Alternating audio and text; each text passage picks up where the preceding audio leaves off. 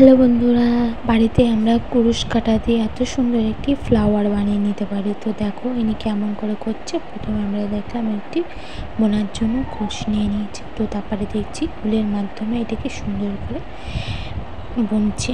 তো এইভাবে ঘর বোনা হচ্ছে। তো ঘর বুনছে, ঘরটা দেখো যে ধানের শীষ টাইপের এবার লম্বা করে নিল। তারপরে আমরা দেখতে পাচ্ছি তো এবার কটি ঘর বাঁধে নিয়ে বা গ্যাপ দিয়ে এটা সুন্দরভাবে মুড়িয়ে দিচ্ছে। তো এমন করে করছে।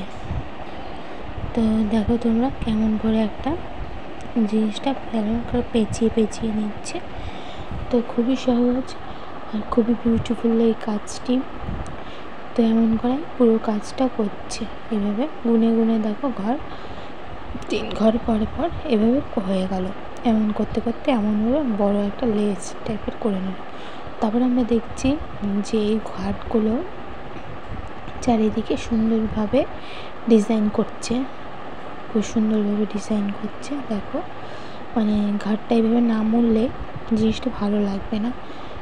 দেখো ওটার চারিদিকে সুন্দরভাবে মুড়ে দিচ্ছে। তো কি সুন্দর হয়ে গেল দেখো, কমপ্লিট। তো এবার সুতোটা কেটে দেওয়া হলো, কেটে দিয়ে এবার আমরা দেখতে পাচ্ছি এটাকে কাজে লাগানো হবে ফ্লাওয়ারের। তো এইভাবে সুন্দরভাবে মুড়ে দিচ্ছে আর পাপড়ি শেপে আনা হয়েছে মুড়ে। তো খুবই ভালো লাগছে, দেখো কি দারুণ লাগছে। তো এইভাবে সুন্দর একটি বড় ফ্লাওয়ার হয়ে গেল। তো দেখো রেডি। এবার আমরা কি দেখতে পাই, এবার আমরা দেখতে পাই সবুজ উল দিয়ে এবার উনি করছে পাতা টাইপের করবে। তো প্রথমে এভাবে গোল আকার করে নিল, তারপরে এই পাতা তৈরি করলো একটা এভাবে।